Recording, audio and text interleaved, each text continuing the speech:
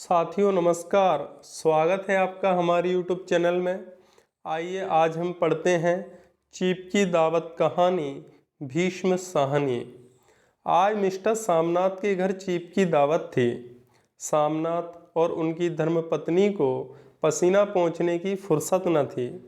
पत्नी dressing gown पहने, उलझे हुए बालों का जूड़ा बनाए, मुंह पर फैली हुई सुर्खी और पाउडर को मले और मिस्टर सामनाथ सिगरेट पर सिगरेट फूंकते हुए चीज़ों की फेहरिस्त हाथ में थामे एक कमरे से दूसरे कमरे में आ जा रहे थे। आखिर 5 बजते बजते तैयारी मुकम्मल होने लगी। कुर्सियाँ, मेज, तिरपाइयाँ, नैपकिन, फूल सब बरामदे में पहुँच गए। ड्रिंक का इंतजाम बैठक में कर दिया गया।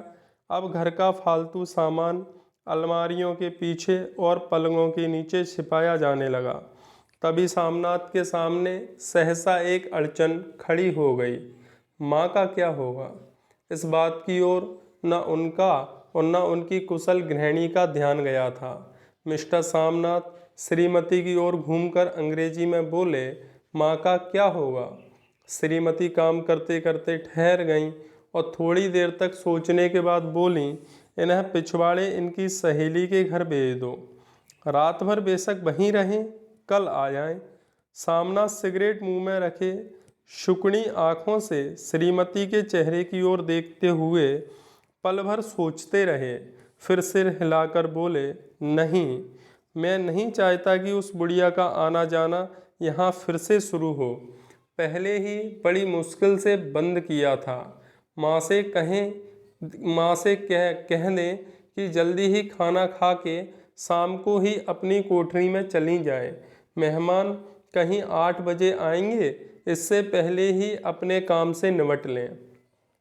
सुझाव ठीक था, दोनों को पसंद आया, मगर फिर सहसा श्रीमती बोल उठीं। जो वह सो गईं और नींद में खर्राटे लेने लगीं तो साथ ही तो बरामदा है जहां लोग खाना खाएंगे, तो इन्हें कह देंगे कि अंदर से दरवाज़ा बंद कर लें, मैं बाहर से ताला लगा दूंगा। या माँ को कह देता हूँ कि अंदर जाकर सोएं नहीं, बैठी रहें, और क्या। और जो सो गई तो डिनर का क्या मालूम कब तक चले? 11-11 बजे तक तो तुम ड्रिंक ही करते रहते हो। सामनाथ कुछ खींच उठे, हाथ झड़कते हुए बोले, अच्छी भली है भाई के पास जा रही थी, तुमने यूं ही खुद अच्छा बनने के लिए बीच में टांग अड़ा दी। वाह, तुम माँ और बेटी की बातों में मैं क्यों बुरी बनूं? तुम जानो और वह जाने। मिस्टर सामना चुप रहे। यह मौका बहस का ना था, समस्या का हल ढूंढने का था। उन्होंने घूमकर माँ की कोठरी की ओर देखा। कोठरी का दरवाज़ा बरामदे में खुलता था। बरामदे की ओर देखते हुए झट से बोले, मैंने सोच लिया है। और उन्हीं कदमों माँ की कोठरी के बाहर जा खड़े हुए। माँ दीवार के साथ एक चौकी पर बैठी, दुपट्टे में मुंह सिर लपेटे माला जप रही थीं।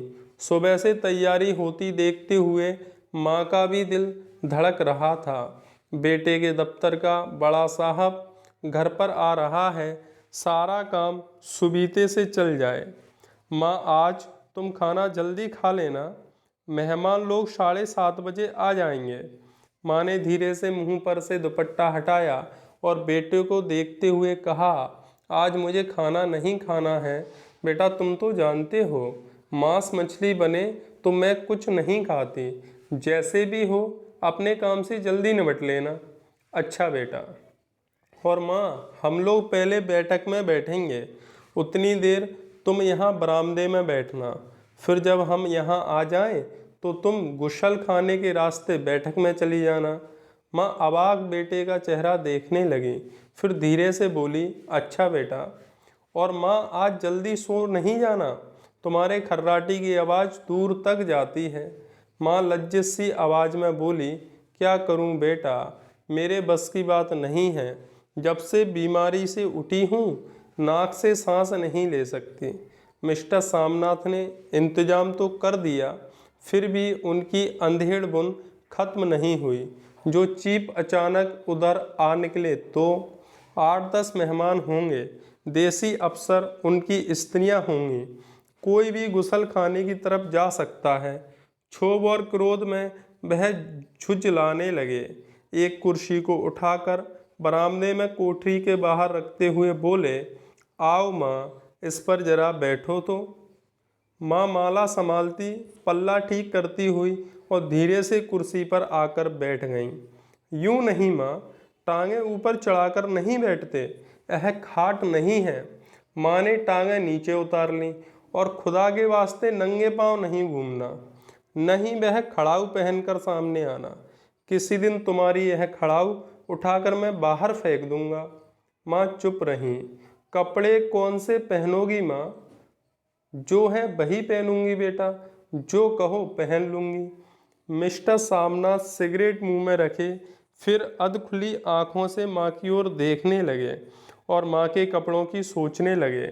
सामनाथ हर बात में तरतीब चाहते थे। घर का सब संचालन अपने हाथ में था। खूंटियाँ कमरों में कहाँ लगाई जाए, बिस्तर कहाँ पर बिछे, किस रंग के पर्दे लगाए जाएं, श्रीमती कौन सी साड़ी पहने, मेज किस साइज की हो। सामनाथ को चिंता थी कि अगर चीफ का साक्षात माँ से हो गया तो कहीं लज्जित नहीं होना पड़े। माँ को सिर से पांव तक देखते हुए बोले, तुम सफ़ेद कमीज और सफ़ेद सलवार पहन लो माँ, पहन के आओ तो जरा देखूं।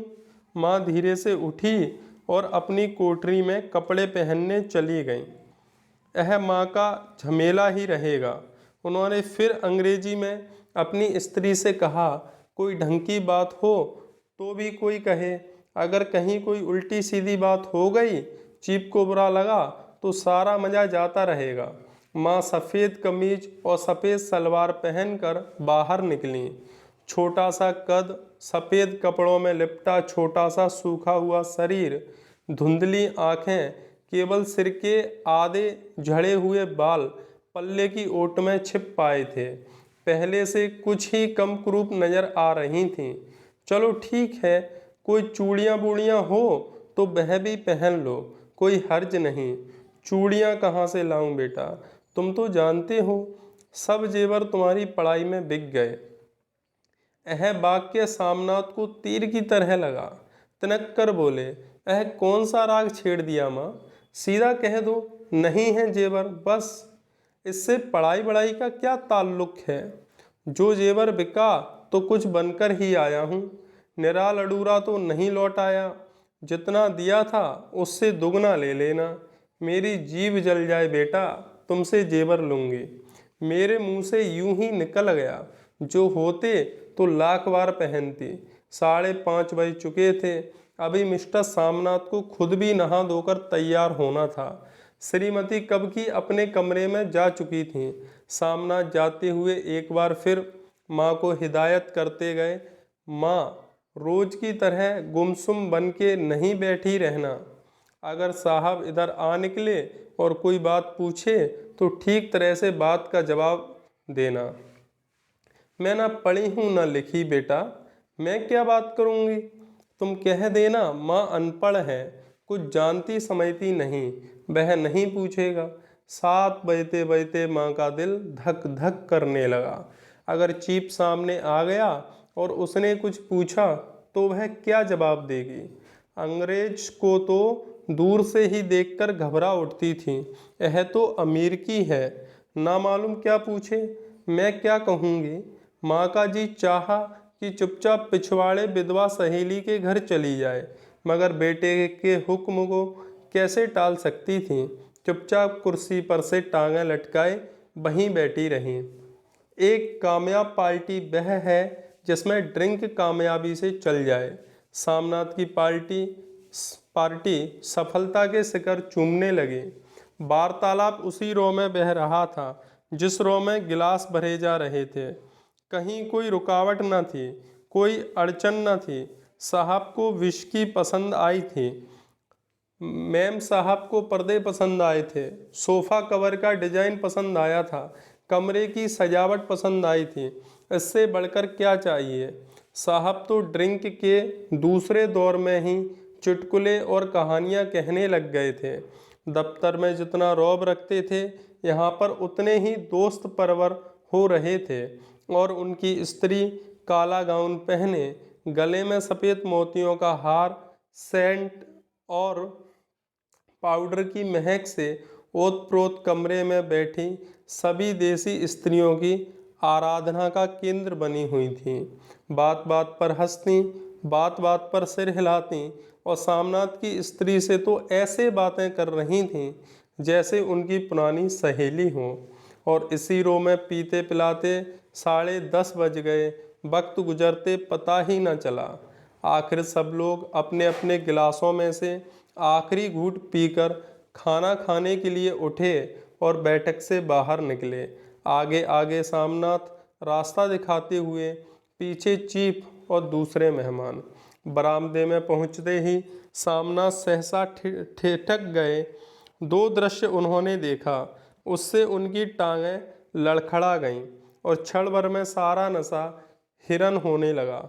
बरामदे में एन कोठरी के बाहर माँ अपनी कुर्सी पर ज्यों की त्यों बैठी थीं, मगर दोनों पांव कुर्सी की सीट पर रखे हुए और सिर दाएं से बाएं और बाएं से दाएं झूल रहा था और मुंह में से लगातार गहरे खर्राटों की आवाज़ें आ रही थीं। जब सिर कुछ देर के लिए टेढ़ा होकर एक तरफ को थम जाता तो खर्राटे और भी गहरे हो उठते और फिर जब झटके से नींद टूटती तो सिर फिर दाएं से बाएं झूलने लगता।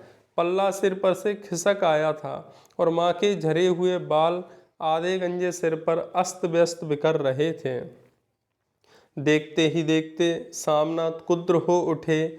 जी चाहा कि माँ को धक्का देकर उठा दे और उन्हें कोठरी में ढकेल दें, मगर ऐसा करना संभव न था। चीफ और बाकी मेहमान पास खड़े थे। माँ को देखते ही देसी अफसरों की कुछ स्त्रियां हंस दीं कि इतने में चीफ ने धीरे से कहा, पुअर डियर। माँ हड़बड़ा के उठ बैठी। सामने खड़े इतने लोगों को देखकर ऐसे घबराईं कि कुछ कहते न बना। झट से पल्ला सिर पर रखती हुई खड़ी हो गईं और जमीन को देखने लगीं। उनके पांव लड़खड़ाने लगे और हाथों की उंगलियां थर थर कांपने लगीं। माँ, तुम जाके सो जाओ, तुम क्यों इतनी देर तक जाग रही थीं? और खिसियाई हुई नज़रों से सामना चीप के मुंह की ओर देखने लगे। चीप के चेहरे पर मुस्कुराहट थी। वह वहीं खड़े खड़े बोले, नमस्ते। माँ ने झिझकते हुए अपने में समेटते हुए दोनों हाथ जोड़े, मगर एक हाथ दुपट्टे के अंदर माला को पकड़े हुए था, दूसरा बाहर। ठीक तरह से नमस्ते भी न कर पाई। सामनाथ इस पर भी खिन्न हो उठे। इतने में चीफ ने अपना दायां हाथ मिलाने के लिए माँ के आगे किया। माँ और भी घबरा उठी। माँ, हाथ मिलाओ। पर हाथ कैसे मिलाती? दाएं हाथ में तो माला थी। घबराहट में माँ ने बायां हाथ ही साहब के दाएं हाथ में रख दिया। सामना दिल ही दिल में जल उठे। देसी अफसरों की स्त्रियां खिलखिलाकर हंस पड़ीं। यूँ नहीं माँ, तुम तो जानती हो दायां हाथ मिलाया जाता है, दायां हाथ मिलाओ। मगर तब तक चीफ माँ का बायां हाथ ही बार बार हिलाकर कह रहे थे, हाउ डू यू डू। कहो माँ, मैं ठीक हूँ, खैरियत से हूँ। माँ कुछ बड़बड़ाई। माँ कहती है, मैं ठीक हूँ। कहो माँ, हाउ डू यू डू। माँ धीरे से सकुचाते हुए बोली, हाउ डू डू। एक बार फिर कहा उठा। वातावरण हल्का होने लगा। साहब ने स्थिति संभाल ली थी। लोग हंसने चहकने लगे थे। सामनाथ के मन का क्षोभ भी कुछ कुछ कम होने लगा था। साहब अपने हाथ में माँ का हाथ अब भी पकड़े हुए थे और माँ सिकुड़ी जा रही थीं। साहब के मुंह से शराब की बू आ रही थी। सामनाथ अंग्रेजी में बोले, मेरी माँ गांव की रहने वाली हैं, उम्र भर गांव में रही हैं, इसलिए आपसे लजाती हैं। साहब इस पर खुश नजर आए। बोले, सच? मुझे गांव के लोग बहुत पसंद हैं। तब तो तुम्हारी माँ गांव के गीत और नाच भी जानती होंगी। चीफ खुशी से सिर हिलाते हुए माँ को टकटकी बांधे देखने लगे। माँ, साहब कहते हैं कोई गाना सुनाओ, कोई पुराना गीत, तुम्हें तो कितने ही याद होंगे।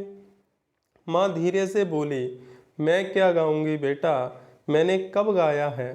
वाह माँ, मेहमान का कहा भी कोई टालता है। साहब ने इतना रीझ से कहा है, नहीं गाओगी तो साहब बुरा मानेंगे। मैं क्या गाऊं बेटा, मुझे क्या आता है। वाह, कोई बढ़िया टप्पे सुना दो, दो पत्तर अनारा दे। देसी अफसर और उनकी स्त्रियों ने इस सुझाव पर तालियां पीटीं। माँ कभी दीन दृष्टि से बेटे के चेहरे को देखती, कभी पास खड़ी बहू के चेहरे को। इतने में बेटे ने गंभीर आदेश भरे लिहाज में कहा, माँ। इसके बाद हाँ या ना सवाल ही ना उठता था। माँ बैठ गई और क्षीण, दुर्बल, लर्जती आवाज में एक पुराना विवाह का गीत गाने लगीं। हरियाणी माए, हरियाणी बहनें, हरिया ते भागी भरिया है। देसी स्त्रियां खिलखिला के हंस उठीं। तीन पंक्तियां गा के माँ चुप हो गईं। बरामदा तालियों से गूंज उठा। साहब तालियां पीटना बंद ही ना करते थे। सामनाथ की खीज प्रसन्नता और गर्व में बदल उठी थी। माँ ने पार्टी में नया रंग भर दिया था। तालियां थमने पर साहब बोले, पंजाब के गांव की दस्तकारी क्या है। सामनाथ खुशी में झूम रहे थे। बोले, ओ बहुत कुछ साहब, मैं आपको एक सेट उन चीज़ों का भेंट करूंगा, आप उन्हें देखकर खुश होंगे। मगर साहब ने सिर हिलाकर अंग्रेजी में फिर पूछा, नहीं, मैं दुकानों की चीज़ नहीं मांगता। पंजाबियों के घरों में क्या बनता है, औरतें खुद क्या बनाती हैं। सामनाथ कुछ सोचते हुए बोले, लड़कियां गुड़िया बनाती हैं और फुलकारियां बनाती हैं। फुलकारी क्या? सामनाथ फुलकारी का मतलब समझाने की असफल चेष्टा करने के बाद माँ को बोले, क्यों माँ, कोई पुरानी फुलकारी घर में है। माँ चुपचाप अंदर गई और अपनी पुरानी फुलकारी उठा लाई। साहब बड़ी रुचि से फुलकारी देखने लगे। पुरानी फुलकारी थी, जगह जगह से उसके तागे धागे टूट रहे थे और कपड़ा फटने लगा था। साहब की रुचि को देखकर सामनाथ बोले, यह फटी हुई है साहब, मैं आपको नई बनवा दूंगा। माँ बना देंगी। क्यों? माँ, साहब को फुलकारी बहुत पसंद है, इन्हें ऐसी ही फुलकारी बना दोगी ना। माँ चुप रही, फिर डरते डरते धीरे से बोली, अब मेरी नज़र कहाँ है बेटा, बूढ़ी आँखें क्या देखेंगी। मगर माँ का वाक्य बीच में ही तोड़ते हुए सामनाथ साहब को बोले, वह जरूर बना देंगी, आप उसे देखकर खुश होंगे। साहब ने सिर हिलाया, धन्यवाद किया और हल्के हल्के झूमते हुए खाने की मेज की ओर बढ़ गए। बाकी मेहमान भी उनके पीछे पीछे हो लिए। जब मेहमान बैठ गए और माँ पर से सबकी आंखें हट गईं, तो माँ धीरे से कुर्सी पर से उठीं और सबसे नजरें बचाती हुई अपनी कोठरी में चली गईं। मगर कोठरी में बैठने की देर थी कि आंखों में छल छल आंसू बहने लगे। वह दुपट्टे से बार बार उन्हें पोंछती, पर वह बार बार उमड़ आते, जैसे बरसों का बांध तोड़कर उमड़ आए हों। माँ ने बहुतेरा दिल को समझाया, हाथ जोड़े, भगवान का नाम लिया, बेटे के चिरायु होने की प्रार्थना की, बार बार आंखें बंद की, मगर आंसू बरसात के पानी की तरह जैसे थमने में ही ना आते थे। आधी रात का वक्त होगा। मेहमान खाना खाकर एक एक करके जा चुके थे। माँ दीवार से सटकर बैठी, आंखें फाड़े दीवार को देखे जा रही थीं। घर के वातावरण में तनाव ढीला पड़ चुका था। मोहल्ले की निस्तब्धता शामनाथ के घर भी छा चुकी थी। केवल रसोई में प्लेटों के खनकने की आवाज़ आ रही थी। तभी सहसा माँ की कोठरी का दरवाज़ा जोर से खटकने लगा। माँ, दरवाज़ा खोलो, माँ, दरवाज़ा खोलो। माँ का दिल बैठ गया। हड़बड़ाकर उठ बैठी, क्या मुझसे फिर कोई भूल हो गई।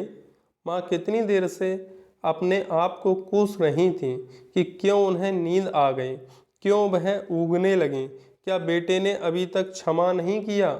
माँ उठी और कांपते हाथों से दरवाज़ा खोल दिया। दरवाजे खुलते ही सामना झूमते हुए आगे बढ़ आए और माँ को आलिंगन में भर लिया। ओ अम्मी, तुमने तो आए रंग ला दिया। साहब तुमसे इतना खुश हुआ कि क्या कहूँ। ओ अम्मी, अम्मी। माँ की छोटी सी काया सिमटकर बेटे के आलिंगन में छिप गई। माँ की आंखों में फिर आंसू आ गए। उन्हें पहुँचती हुई धीरे से बोली, बेटा तुम मुझे हरिद्वार भेज दो, मैं कब से कह रही हूँ। सामनाथ का झूमना सहसा बंद हो गया और उनकी परेशानी पर फिर तनाव के बल पड़ने लगे। उनकी बाहें माँ के शरीर पर से हट आईं। क्या कहा माँ? यह कौन सा राग तुमने फिर छेड़ दिया? सामनाथ का क्रोध बढ़ने लगा था। बोलते गए, तुम मुझे बदनाम करना चाहती हो ताकि दुनिया कहे कि बेटा माँ को अपने पास नहीं रख सकता। नहीं बेटा, अब तुम अपनी बहू के साथ जैसा मन चाहे रहो। मैंने अपना खा पहन लिया, अब यहाँ क्या करूँगी? जो थोड़े दिन जिंदगानी के बाकी हैं, भगवान का नाम लूँगी। तुम मुझे हरिद्वार भेज दो। तुम चली जाओगी तो फुलकारी कौन मनाएगा? साहब से तुम्हारे सामने ही फुलकारी देने का इकरार किया है। मेरी आंखें अब नहीं हैं बेटा जो फुलकारी बना सकूं। तुम कहीं और से बनवा लो, बनी बनाई ले लो। माँ तुम मुझे धोखा देके यूं चली जाओगी? मेरा बनता काम बिगाड़ोगी? जानती नहीं, साहब खुश होगा तो मुझे तरक्की मिलेगी।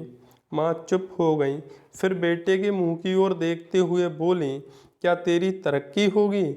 क्या साहब तेरी तरक्की कर देगा? क्या उसने कुछ कहा है? कहा नहीं, मगर देखती नहीं कितना खुश गया है। कहता था जब तेरी माँ फुलकारी बनाना शुरू करेगी तो मैं देखने आऊँगा कि कैसे बनाती हैं। जो साहब खुश हो गया तो मुझे इससे बड़ी नौकरी भी मिल सकती है। मैं बड़ा अफसर बन सकता हूँ। माँ के चेहरे का रंग बदलने लगा। धीरे धीरे उनका झुर्रियों भरा मुंह खिलने लगा। आंखों में हल्की हल्की चमक आने लगी। तो तेरी तरक्की होगी बेटा, तरक्की यूं ही हो जाएगी। साहब को खुश रखूँगा तो कुछ करेगा, वरना उसकी खिदमत करने वाले और थोड़े हैं। तो मैं बना दूंगी बेटा, जैसा बन पड़ेगा बना दूंगी। और माँ दिल ही दिल में फिर बेटे के उज्जवल भविष्य की कामनाएं करने लगीं। और मिस्टर सामनाथ अब सो जाओ माँ कहते हुए तनिक लड़खड़ाते हुए अपने कमरे की ओर घूम गए। तो साथियों, हमने इस कहानी को पढ़ा। अगर आप आगे भी इस प्रकार की अपडेट से जुड़े रहना चाहते हैं तो प्लीज़ हमारे चैनल को लाइक कीजिए, सब्सक्राइब कीजिए एंड शेयर कीजिए तथा बेल आइकन का बटन ज़रूर दबाइए ताकि हमारे आने वाली वीडियो आपको मिल सके। धन्यवाद।